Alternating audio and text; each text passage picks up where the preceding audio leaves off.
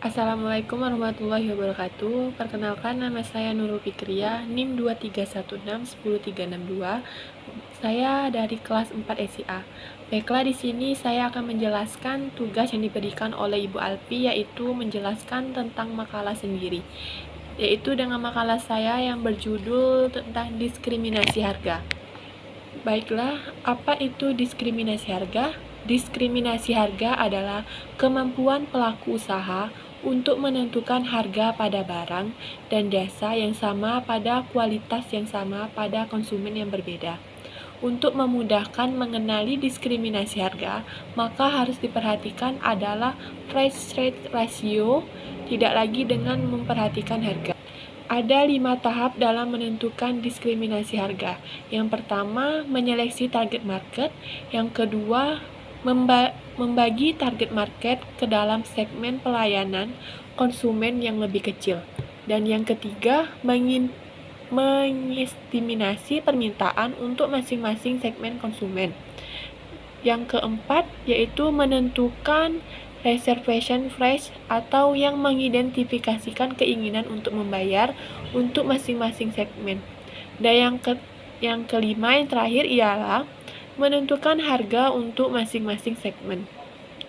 Adapun jenis-jenis dari diskriminasi harga, yang pertama, diskriminasi tingkat pertama. Diskriminasi tingkat pertama terjadi ketika sebuah perusahaan dapat membeban harga tertinggi yang bersedia dan dapat dibayarkan kepada setiap individu.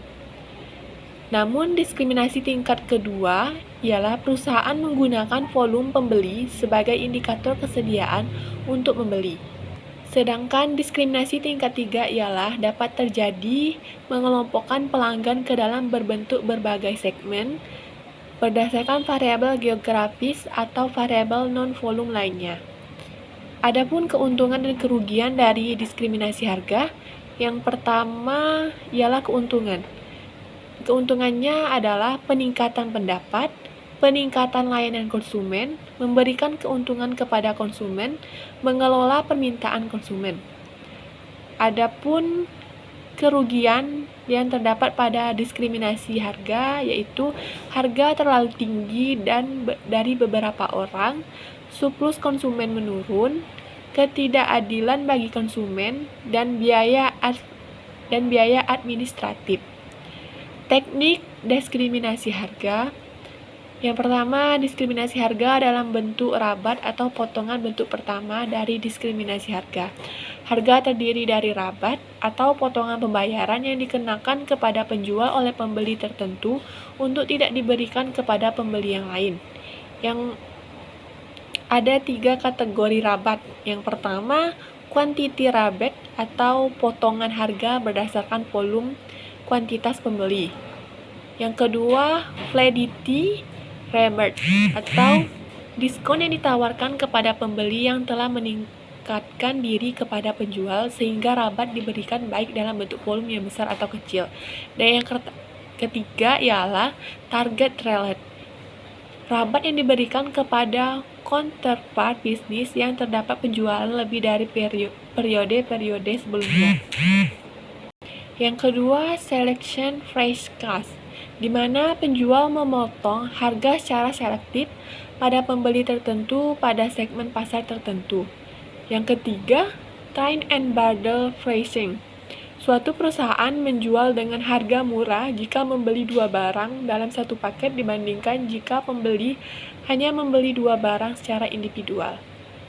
Berikut adalah manfaat dan tujuan dari diskriminasi harga. Manfaatnya yang pertama, meningkatkan penerima review. Yang kedua, meningkatkan pelayanan. Yang ketiga, menaikkan keuntungan atau laba yang diperoleh di perusahaan monopolis. Adapun tujuannya, 1. Meningkatkan penerima yang lebih baik daripada yang dapat diperoleh. 2. Merampas kelebihan konsumen atau consumer surplus atas barang yang dikonsumsi. Yang ketiga, menaikkan keuntungan yang diperoleh perusahaan monopolis tersebut. Penyebab diskriminasi harga terjadi karena beberapa hal, antara lain sebagai berikut. Yang pertama, adanya perbedaan karakteristik permintaan konsumen. Produk yang sama dijual kepada konsumen yang berbeda dengan harga yang berbeda. Berikut syarat-syarat diskriminasi harga. 1. Perusahaan memiliki power. 2. Barang yang tidak dapat dipindahkan dari suatu pasar ke pasar lain. 3. Barang atau jasa memiliki sifat yang memungkinkan untuk dilakukan diskriminasi harga. 4. Masing-masing pasar memiliki sifat permintaan dan elastisitas permintaan yang sangat berbeda. 5. Kebijakan diskriminasi harga tidak memerlukan biaya yang melebihi tambahan keuntungan yang diperoleh tersebut. Adapun faktor-faktor yang mempengaruhi diskriminasi harga ada 2 kategori.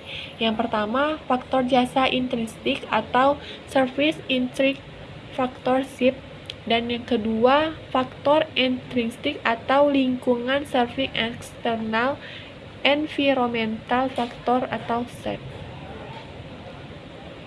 Mungkin hanya itu yang dapat saya jelaskan dari makalah saya. Lebih dan kurangnya saya mohon maaf. Saya akhiri. Wassalamualaikum warahmatullahi wabarakatuh.